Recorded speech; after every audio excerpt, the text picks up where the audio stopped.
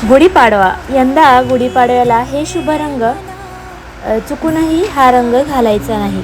नमस्कार मित्रांनो, आपल्या सर्वांना गुढीपाडव्याच्या हार्दिक शुभेच्छा. गुढीपाडवा आपल्या मराठी नववर्षाचा पहिला दिवस असतो. या दिवशी नवीन वर्षाची सुरुवात होत असल्यामुळे आपण जे काही करतो त्याचा परिणाम संपूर्ण वर्षभरावर होत असतो. म्हणूनच या दिवशी कोणते कपडे घालायचे, कोणता रंग शुभ असतो आणि कोणता रंग टाळला पाहिजे हे जाणून घेणे खूप महत्त्वाचे आहे. आजच्या या व्हिडिओमध्ये मी तुम्हाला सांगणार आहे की 2026च्या गुढीपाडव्याला कोणते शुभ रंग आहेत आणि रंग कोणता घालू नये, म्हणून हा व्हिडिओ शेवटपर्यंत नक्की पहा. पहिला आहे शुभ रंग पिवळा. पिवळा रंग गुढीपाडव्याच्या दिवशी हा खूप शुभ मानलेला आहे. पिवळा रंग हा भगवान विष्णू आणि बृहस्पती ग्रहाशी संबंधित आहे आणि रंग आनंदी, समृद्ध आणि सकारात्मक ऊर्जा दर्शवतो. या दिवशी तर घरात सुखसमृद्धी वाढतेच असे मानतात की हा रंग घातल्याने खूप छान असं घरात वातावरण निर्माण होतं. दुसरा आहे हिरवा रंग. हिरवा रंग हा निसर्ग आणि नवीन सुरुवातीचा प्रतीक आहे. गुढीपाडव्याला हा नववर्षाचा दिवस असल्यामुळे हिरवा रंग परिधान करणे खूप शुभ मानले जाते.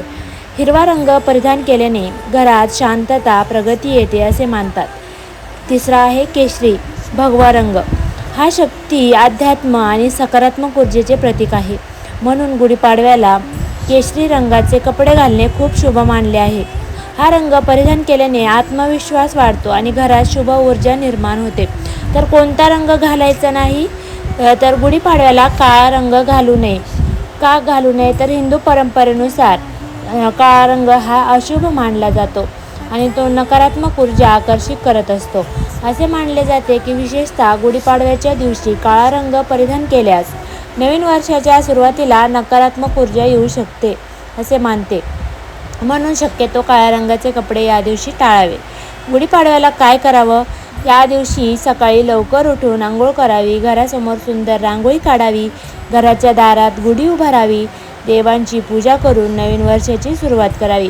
असे केल्याने सुख, शांती, समृद्धी येते. मित्रांनो, गुढीपाडवा हा आपल्या संस्कृतीतील खूप पवित्र आणि आनंदाचा सण आहे. म्हणून या दिवशी हे सर्व कराच. जर तुम्हाला व्हिडिओ आवडला असेल तर लाईक करा, चॅनलला सबस्क्राईब करा आणि बेल आयकॉनला प्रेस करा. धन्यवाद. श्री स्वामी समर्थ. तर सर्वांना गुढीपाडव्याच्या खूप खूप शुभेच्छा. धन्यवाद.